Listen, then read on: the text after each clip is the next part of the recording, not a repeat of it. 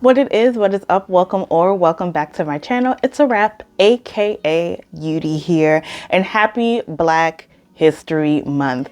For Black History Month, I'm doing something a little bit different. Today, I'm not discussing books, but today I'm discussing film. And these are the 40 plus Black films that I want to watch in 2026. If you're interested in what I have on my list, stick around.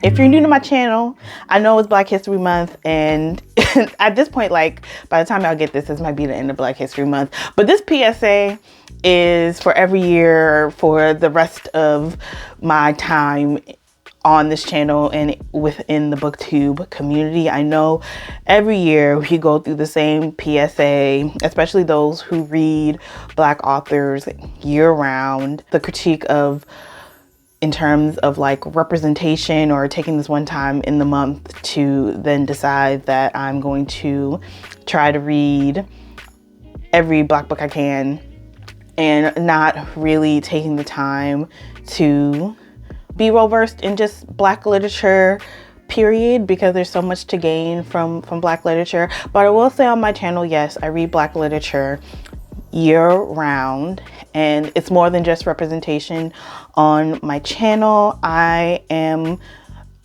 reading and consuming for a deeper understanding, and I do feel like there's a lexicon to Black literature, and there's a specific grammar in terms of telling stories or communicating joy, survival, resistance, and whether it be fiction, nonfiction, what have you, that I sometimes hear those who work in the queer space that, you know, it's one thing to be queer and it's another thing to move through the world with a queer politic. And I think there is a Black politic, there is a Black lexicon, a Black way of reading work. And I think that is something that I think of when I'm reading Black literature within this channel. And I'm bringing film into this because thinking of Ryan Coogler and how well Sinners has been doing, and the way that that film has been read, and the conversations around Tyler Perry and with Jordan Peele. I want to be able to read particularly Black cinema in the similar way that I read Black literature, and trying to understand or come to an understanding. I don't know if there really is, but maybe come to a better understanding of the lexicon in terms of Black cinema. And I know that there's so much more to Black cinema than what we get in Hollywood. And I've always been really into art house and indie film. When I was in college and I was in my Latin studies classes, I did learn a lot about film and the way that it is used and what is communicated in terms of like the Cuban Revolution, and in terms of memory within South America for like Argentina, Chile, Brazil, these nations that were under dictatorship, and the way that we talk about memory in that way. And the enlightenment that I got from in that way, I want to be able to understand the breadth of Black cinema in the same way this year. So with all that said, I have 40 films that I know that I want to get to in 2026, and I've grouped them together as to reasons why. It's so interesting that we have so much access to information more than ever before. Like, we have all this information at our fingertips, but I do still feel like there's some work in terms of like Black cinema that is outside of the norm, or is not within the certain style, or speaks in the lexicon of like Hollywood, are often not funded, and disappear, or are not in front of enough people to reach the audience that they intend to reach.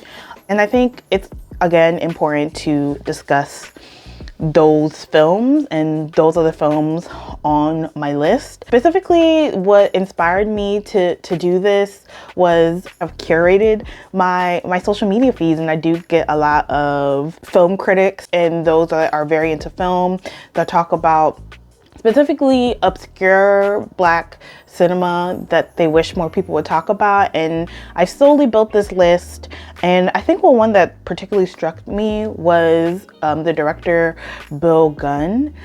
And in 1973, he wrote to the editor of the New York Times for his film Ganja and Hess, which Sinners nods to. And it's so interesting that Ryan Coogler, I believe in the score of the film, nods to this film.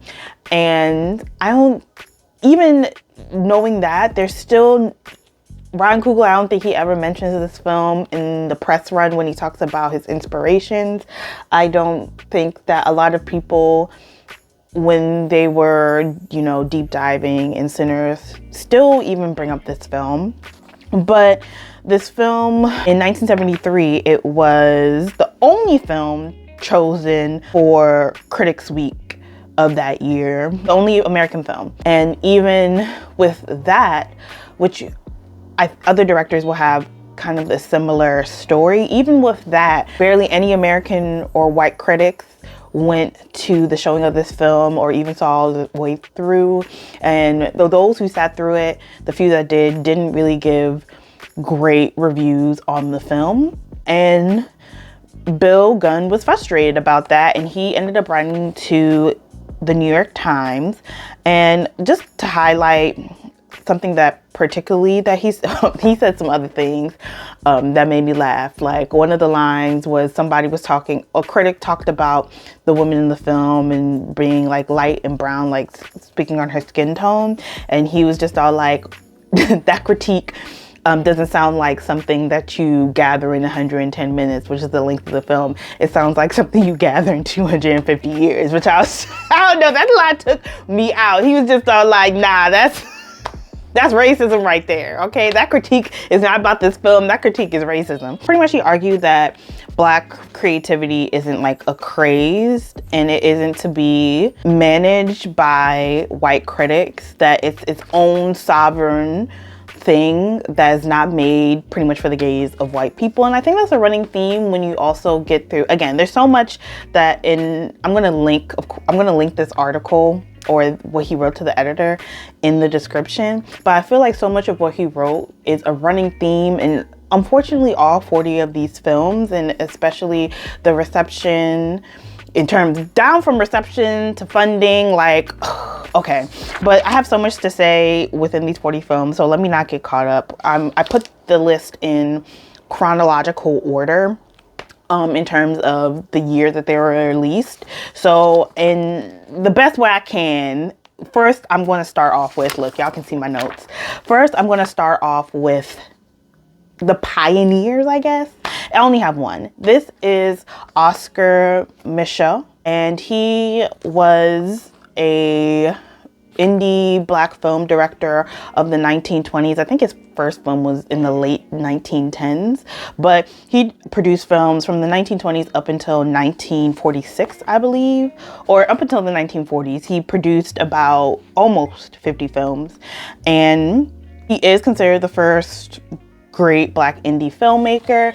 The two films that I have is Within Our Gates and Body and Soul. Within Our Gates came out in 1920 and Body and Soul came out in 1925. Within Our Gates, he centered that story on educated women tackling lynching and systematic violence of the time.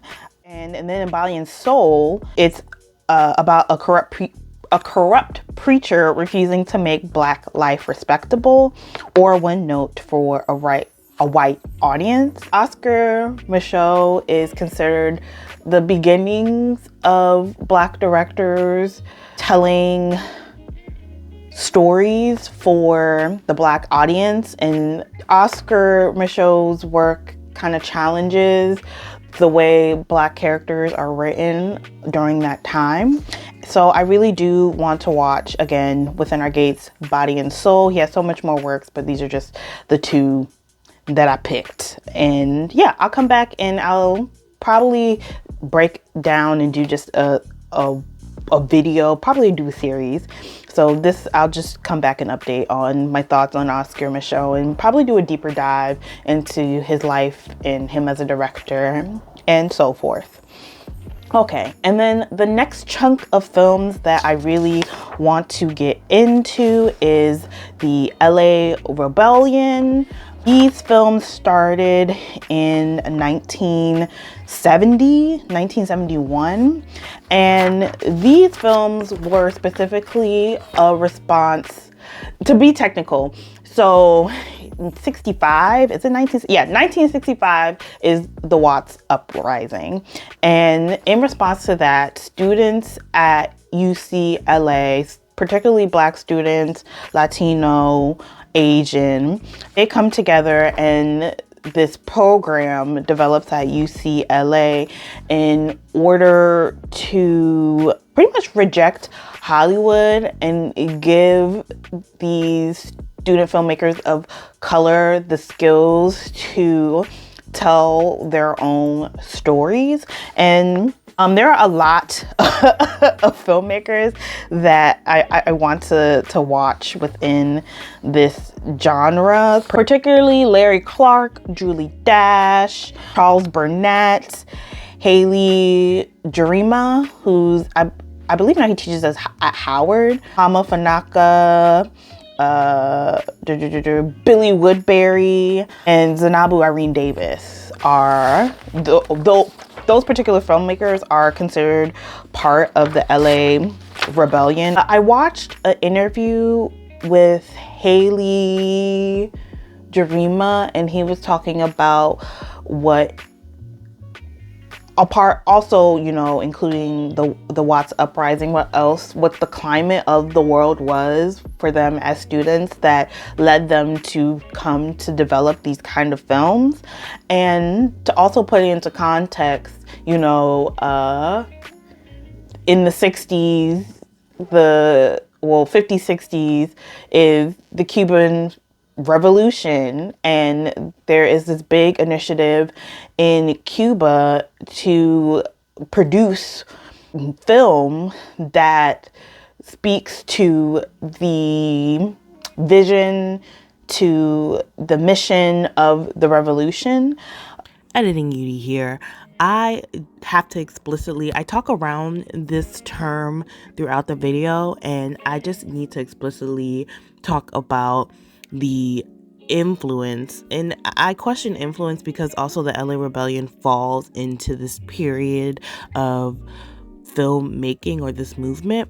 But I do have to talk about the influence of third cinema. And what is third cinema? Third cinema is considered part of a Latin American film movement, even though it does see itself across the world, in Africa and Asia. This film movement makes forms in the 1960s, explicitly neo-colonial, anti-imperialist, to serve an audience, and countries are being fed first cinema, which is considered Hollywood, and that fuel the neo-colonial and capitalist system. And these films are to refute that and inspire revolution in the audience, specifically their countries that are viewing these films. All in all, to say that I just couldn't continue to discuss without explicitly mentioning the influence of third cinema. As well, a lot of African nations are becoming independent, coming out of colonialism, which we'll get to the whole chunk. But with all this happening, there are also anti-colonial films within Africa being developed, and these films are influencing particularly filmmakers of color on specifically the UCLA campus, but this is currently, it's not being taught in the classroom, which is why this program comes to be. And there's a sense of realism of the Black working class and, the working man and woman. But also within that, there's also Julie Dash that also explores Black women and Black womanhood. She's also the first Black woman to get a theatrical release in the US. And that film is Daughters of the Dust. And I really want to see that film. It's a story of a family of Black women, I believe in Louisiana. It's in the South. And this is during the time of the Great Migration. And the story is pretty much who of that family gets to migrate north. It's interesting, as I was doing research on what films I should watch, and a lot of the films from the LA Rebellion, again, were done by UCLA students. These were student films. So a lot of them over the years have been restored or in order to be released to the public. And a lot of these films, the only people who have really seen them have been the UCLA campus, aside from their bigger indie releases such as Julie Dash with Daughters of the Dust. But a lot of their most prolific films in the beginning of their filming career for many years have not been available for public consumption. So I'm very interested in seeing as many of these films as I can in the best quality possible that I can. Also, in that vein of films that have been either released in such a small, have very small releases, or in cases they were student films that for the longest time were only available to a specific group of people. Two films specifically that I don't think fall into the LA Rebellion that I want to see is Losing Ground and Million Street. And then also I'm throwing Bill Gunn into here too, Ganja and Heth and Personal Problems, and Marlon Riggs' Black Is, Black Ain't. I consider these all indie films that are kind of outliers, especially Bill Gunn for talking about Ganja and Heth. Ganja and Heth was originally, I think, around 2 or 3 hours. When his film ended up getting picked up for theatrical release, it ended up being significantly cut, and it didn't really capture the vision that he had. And it wasn't until years later that the public got the director's cut and the original intention of the film. And the film comes out in 1973. Bill Gunn passes away in 1988. And I don't think until the 2000s, Ganja and Heth was able to get its release with the director's cut. So we're talking like 30-40 years. Same with Losing Ground by Kathleen Collins was released in 1982, and this is a drama about a philosophy professor and her painter husband. I think it only released once, like it only was shown in theater or to the public once, and then it kind of fell into obscurity. She also passed away in 1988, and the film doesn't end up getting picked up and released to the public until 2015. Can you imagine? I think Wendell B. Harris is alive, but a film that I have seen across my timeline a lot and is currently available on Tubi is Chameleon Street. And this is based on a true story. I believe it's the 70s. So this is based on a true story about a man who pretty much lied and did all these jobs. Like, he was a surgeon, he was an FBI agent, and he was not qualified to do any of these jobs, right? And he ended up getting arrested.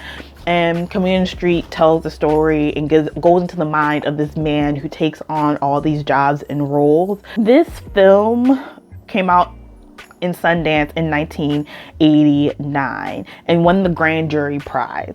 So winning the Grand Jury Prize, normally you're shoo-in for getting some type of distribution deal, but he wins the prize and ends up getting no distribution deal, which is unheard of. And the most he got offered was to sell his rights to the film to be remade. And he pretty much says, I'm not going to do that. Film ends up somehow getting picked up, and it ends up getting a very, very small limited release for 2 weeks. And then after that, it goes into obscurity. What's more interesting is that this is 1989. This is in the midst of Spike Lee, right before John Singleton, and I am going to link another video. I believe it's Yara. I can't remember Yara's full channel name, but she does a deep dive into Chameleon Street and the climate that the film came out in, and Black cinema, and what Black cinema was and transforming into at that time. And pretty much his film didn't fit the frame of what Black cinema was. It was a little bit before its time, and he pretty much falls into obscurity up until, was it 2023? I believe it was 2023. A company reaches out to him for distribution, and yeah, now it's available to all of us on streaming, and we can now watch and appreciate this film. Oh, another interesting fact that I learned while doing research on this film is that Will Smith loved this film. And there's a scene in the film, I haven't seen the film yet, remember these are like 40 films I want to see, he, in order to prove, you know, that he's a good surgeon or whatever, he solves a Rubik's Cube in like seconds. And Will Smith, again, loved this movie, and 2 times in his films, most notably, I cannot remember the one where he was like unemployed. He was like a doctor who was a janitor. Was it an engineer? And he played it with his son. Yeah, I'll probably put the title up here when I remember it, or the clip of the film of him solving the Rubik's Cube. But he's used that scene. The first time was in the Chameleon Street, but he's used that scene multiple times in his other films because Will Smith loved it so much. I just don't feel like this would be a round story about Black cinema if I didn't talk about Africa and the Caribbean. Starting with Cuba. When we think about Cuba, we mainly think about Tomás Gutiérrez Alea and Julio Garcia Espinosa. Specifically, like Strawberry and Chocolate, I think of that film. I think of Memories of Underdevelopment. I really want to get specifically into the trilogy from Sergio Garral. And Sergio Garral is super interesting to me. There's not many interviews, at least in English. Sergio Garral was part of the filmmakers during the Cuban Revolution. He's considered the father of Afro-Cuban cinema. I don't even know if I can say this word. I'm gonna say it. Negro-metraje, which I believe translates to like black pictures or cinema. And he did a trilogy in the 70s, and it is The Other Francisco, Rancherador, and Maluala. And they talk about the history of slavery in Cuba, or, you know, the Caribbean, and it's supposed to highlight the African influence in Cuban society and culture. And he refused to let the history of specifically African Black resistance to be whitewashed by the state. In all his films, as it evolved through time, that was always the central message. And I think it's so interesting because this is a director that I never knew anything about. But anyway, just to talk about Sergio Garral, he was born in Havana. His mother is American, but she's Black. She was from New York, Brooklyn. And his father is Cuban, white Cuban. But he moved as a child from Cuba or Havana to New York. And when the revolution happened, he was still in New York, but he ends up meeting Nestor Almendros, which is another very well-known cinematographer. He's responsible for Blue Lagoon, Sophie's Choice. He is part of some notable work. I also didn't know that he lived in Cuba and that he moved to Cuba because his family went into exile after Franco came into power in Spain. But that's a whole other story. That's not what we're here for. So anyway, he works with Nestor Almendros, and Nestor's all like, hey, you know, the revolution just happened and they need some filmmakers. I'm gonna go to Cuba. So then Sergio is like, oh, I'm gonna go to Cuba too. Like, he was just all like, if you watch his interviews, he speaks about how in the beginning it was just this romanticization of the revolution, and there was just this excitement and this energy, and he wanted to be a part of it. So he moves back to Cuba and he ends up creating these films for the government. But I think what's so interesting and what he's also talks about is, like, he always talks about like Blackness and its place within the revolution, and how he ends up in 1991 leaving Cuba and moving back. He doesn't move back to New York, he moves to Miami. Even in Miami, he still creates films and discusses the experience of the Black Afro-Cuban and their experience with the rest of the Cuban community in Florida, which is interesting. But also he openly critiques Castro's regime, government, however you want to say it, and how over the years he was kind of like disillusioned, or he was just all like, wow, he thought that this new equality would come with the revolution, but if anything, it's just masked over the racial issues that were still present within the country. And his films, especially in the 90s, addresses that disparity between the Afro-Cuban and the white Cuban. He has a bunch of films. The ones I'm concentrating on right now is the ones within the trilogy, which is the Other Francisco, Ranchero, and Maluala. I have to go into particularly African cinema from the Francophone countries. I don't think I have any from like West Africa or any of the English-speaking African countries. But I think also because I feel like I have to give the context and the history, but there was this wave of specifically African films, specifically within the Francophone countries, Senegal, Mali, Guinea, addressed decolonization and neocolonialism, colonialism within the country. So specifically, I want to get into French we about to struggle with. Ousmane Sembène, he's considered the father of African cinema, and I think if I had to highlight one of the films of his films is Black Girl, that came out Black Girl of, that's the direct translation from French, that came out in 1966 and is a girl from Senegal who goes to France to work for this white family. And it pretty much just talks about neocolonialism and the trauma of it on African society. And I think it's also interesting in terms of when I was coming up with this list that while these African countries were under colonial rule under the French literally had a law called Laval Decree, which prohibited their African colonies from filming within their own countries. And if they did, they had to get permission from France, and they rarely got that permission.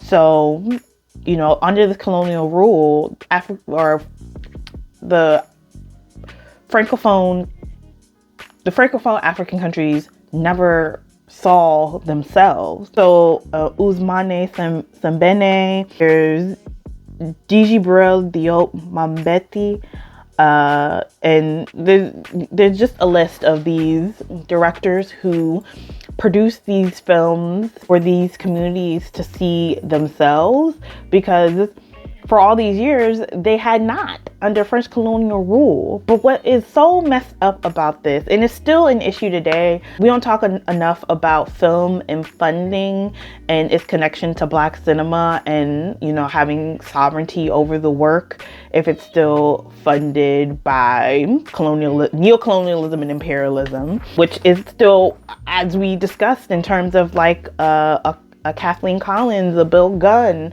a Wendell B. Harris, how without the monetary backing of, you know, Hollywood, which is pretty much, you know, the U.S. government since what? Since since World War what? One or two? Since World War II? Pretty much the U.S. state.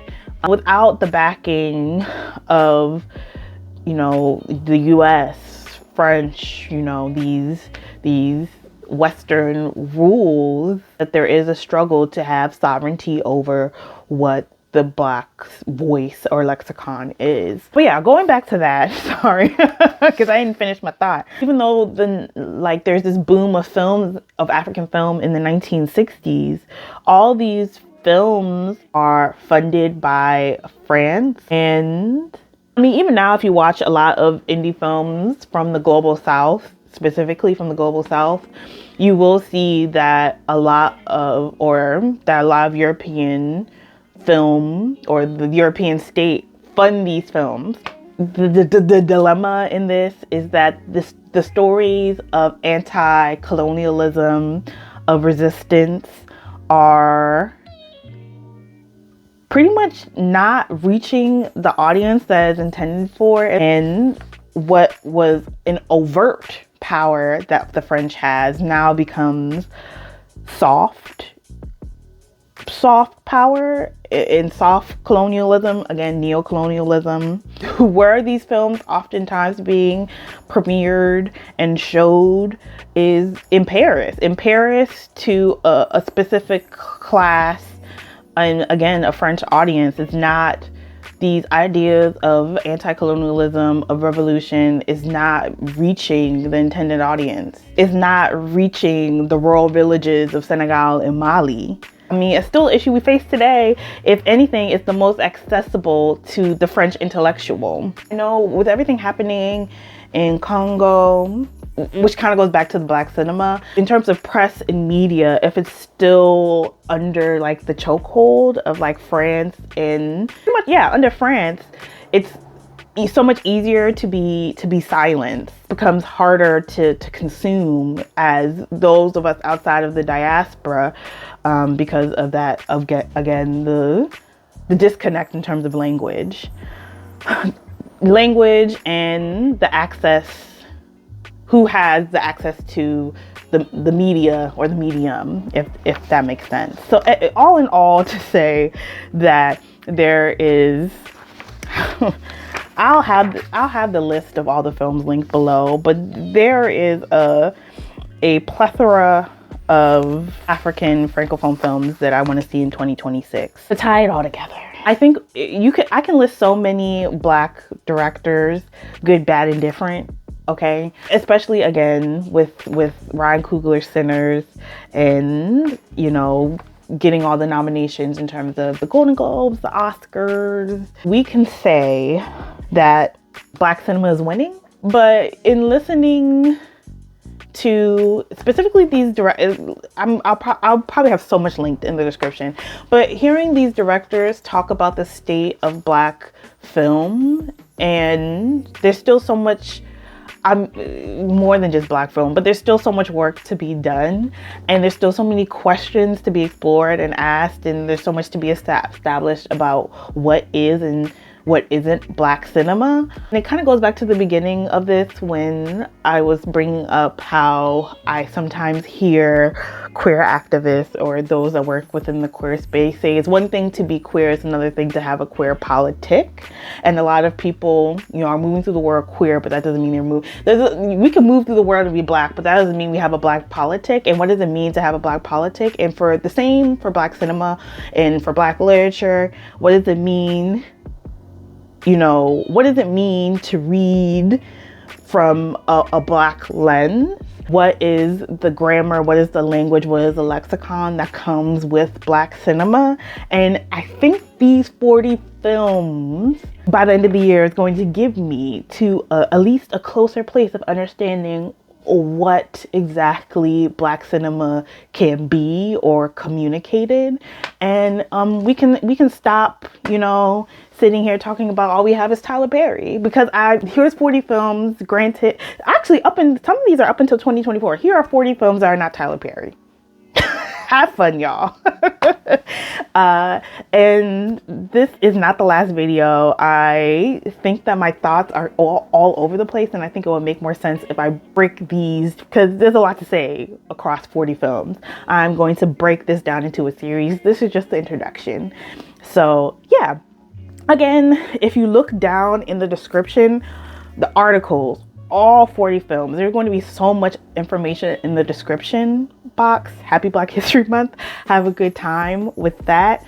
And yeah, please look in the description. After you do that, comment on this video. Let me know if you've seen some of these films and how you feel about Black cinema and what you think Black cinema is. Until the next time, you all, deuces.